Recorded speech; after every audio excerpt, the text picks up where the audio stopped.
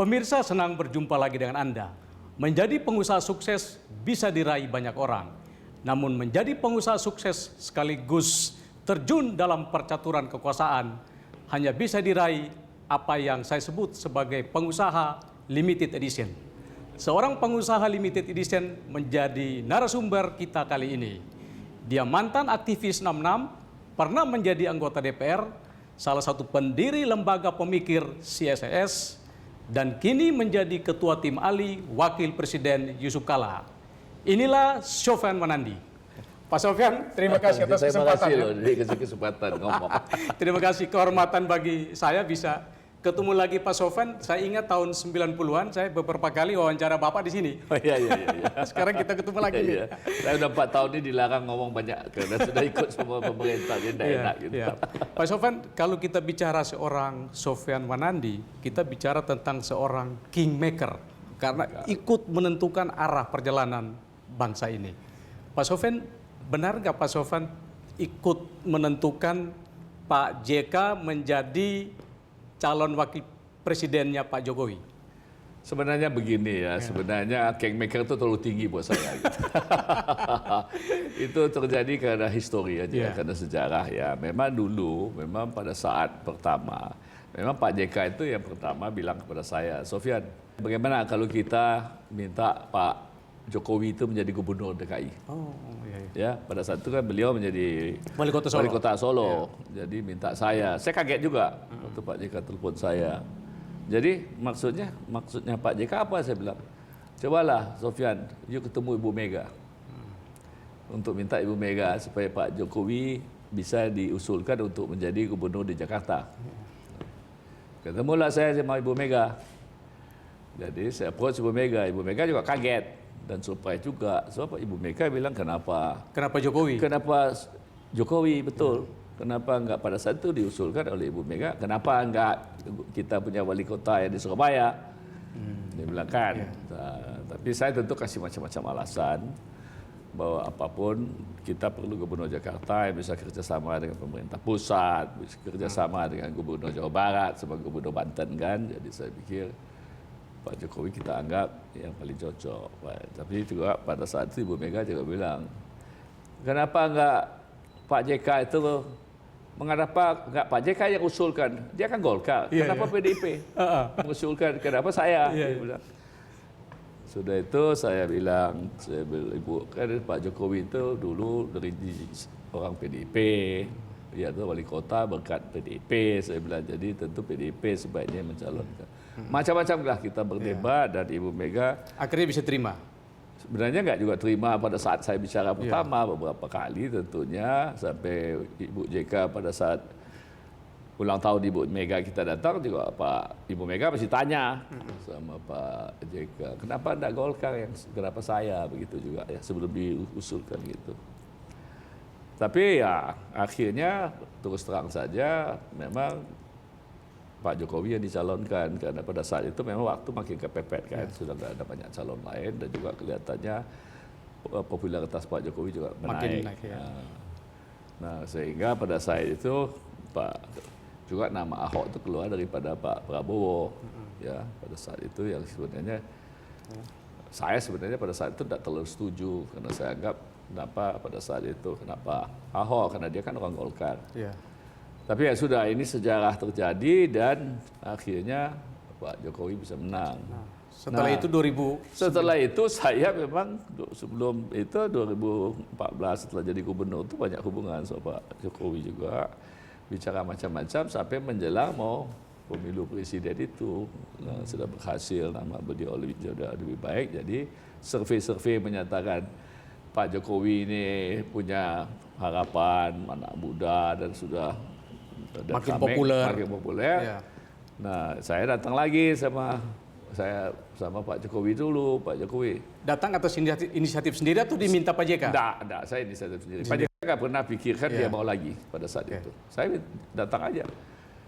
Saya takut juga karena ini kan tidak gampang ya. Mana langsung dari wali kota langsung jadi presiden sudah baru 2 tahun. Lompatannya terlalu jauh dan ini kan mesti pengalaman, kita tahu. Dan ya kita yang sudah pengalaman 50 tahun di dalam perpolitikan di Indonesia ini kan Itu saya bilang, biarpun saya juga tentu bilang sama Pak JK. Pak JK sih nggak mau mengambil inisiatif sama sekali. Sampai ya pada detik-detik terakhir aja semua itu terjadi karena banyak sekali pro dan kontra dan terlalu banyak sekali tentu pertimbangannya dan terlalu banyak sekali yang mau juga tentunya jadi banyak menjadi wakil presidennya Pak Jokowi kan. Nah, jadi semua itu terjadi menurut saya lebih banyak karena sejarah saja. Ya, jadi tidak karena peranan saya segala itu enggak, cuma tapi kan, memang saya termasuk orang yang mengusulkan beberapa kali dan memberitahukan untung ruginya dan di mana kelebihan dan kelemahan Pak JK. Berarti suara Pak Sofyan didengar sehingga Pak Jokowi dan Partai Koalisi akhirnya memilih Pak JK nih. Ya, saya pikir memang apakah karena saya pikir enggak juga lah. Ya.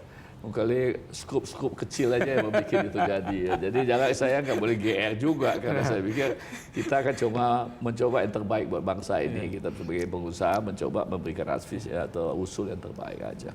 Makanya ketika saya mendengar bahwa Pak Sofyan di balik 10.000 pengusaha dikumpulkan untuk mendukung Pak Jokowi, kita nggak kaget lagi karena memang ini jagonya Pak Sofyan nih. Dan sebenarnya ya itu juga terjadi karena kita melihat ya pertama kali ya dalam hidup saya 50 tahun berpolitik di Indonesia ini ya sejak kita tahun 65 ya saya sudah terlibat dalam politik di Indonesia. Pertama kali saya melihat kok politik Indonesia ini kok jadi begini karena begitu peranan sosial media, begitu hebatnya isu-isu yang terjadi ya. Dan semua pengusaha itu mengajak kita bicara. Pak Sofyan ini kita mau kemana? Kok jadinya begini? Gitu. Apalagi apa yang kita lihat di dunia sekarang begitu sulitnya dalam arti trade war-nya terjadi. Apa yang terjadi di Timur Tengahnya, perang Irak, Afghanistan, segala macam, ya Suriah. Jadi semua ada itu kekhawatiran kan, ya. Nah, kekhawatiran ini kan kita diskusikan bersama-sama dengan pengusaha-pengusaha itu. Ya. Jadi apakah di semua kesempatan kita bicarakan. Ini gimana baiknya kita pengusaha ini? Ya, sebagian takut juga bagaimana ini Pak Sofyan? Bagaimana jadinya kalau apa yang kita harus lakukan sebagai pengusaha? Sedangkan saya pada saat itu bersikap kita sebagai pengusaha ini nggak boleh diam. Saya bilang ya kita kan warga negara Indonesia juga, kita punya hak memilih. Kita juga harus menentukan nasib kita dong. Jangan ditentukan sama orang luar yang di lain. Dan kita ini selalu mesti di belakang layar terus. Ya. Let's show, saya bilang kita punya sikap juga secara terbuka. Jangan takut, saya bilang. Apa yang mesti kita takutkan lagi? Kita ini kan bangsa kita. Kita punya hak yang sama. Kenapa kita ini selalu mesti takut-takut, saya bilang. Sedangkan kita punya karyawan begitu banyak yang kita harus tanggung jawab. Itu yang saya bilang sama mereka. Udahlah, kita sama-sama ada. Kalau kita sama-sama, saya percaya kita bisa menang. Jadi ini inisiatif Pak Sofyan sendiri atau saya dengar ini karena ada kekhawatiran elektabilitas Pak Jokowi menurun sehingga Pak Sofyan diminta untuk membantu? Enggak, karena memang pada saat itu sudah makin heboh ya situasinya, sosial media dan juga bukan main hebatnya, kampanye sudah dimulai begitulah beberapa bulan sudah. Jadi semua itu tentu sebenarnya semua punya keinginan. Ya. Kita ini posisinya bagaimana?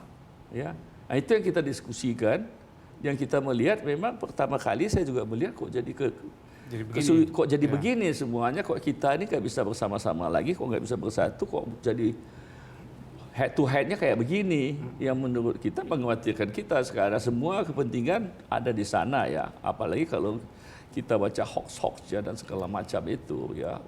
Jadi kita anggap semua ini sudah nggak sehat. Tapi pengusaha dan kita memikirkan juga bagaimana kita punya perusahaan, bagaimana karyawan kita, bagaimana kita meneruskan dalam situasi dunia juga ekonominya sulit. Jadi untuk itu kita harus berpihak, saya bilang. Nggak ada jalan lain nih, kita diam-diam nggak bisa. Pak Sofyan yang membocorkan hasil survei Kompas ke para pengusaha. Itu saya mau konfirmasi, benar nggak tuh? Iya, sebenarnya saya tuh mendengar hasil itu memang sebelum diumumkan oleh Kompas. Kan kita punya teman di mana-mana ya, membicarakan adanya perbedaan yang sedikit. Yang kata-kata kan tadinya semua survei menyatakan perbedaannya cuma 20% sudah. Tiba-tiba Kompas bilang 11% sekian. Dan ini bisa berubah dan segala macam. Tentu itu lebih lagi mengkhawatirkan dan itu saya diskusikan sama teman-teman pengusaha. Ya toh pada saat kita kumpul itu untuk menentukan sikap kita, saya bilang ini nggak bisa kalau kita nggak fight dan kita nggak mau bersama-sama membantu. Saya bilang. Maka itu sekarang kita pilih bagaimana. Kita mesti membantu, kita punya karyawan kan kita harus tanggung jawab juga ke depan. Perusahaan kita harus tanggung jawab. Kita sudah 50 tahun bekerja, tiba-tiba masa kita mesti mundur dan hancur lagi. Nah, di situ memang saya memberitahukan indikasi daripada apa yang menjadi survei Kompas itu. Oke, kita lanjut di segmen berikutnya. Ya. Pemirsa tetaplah bersama Pak Sofyan Manandi.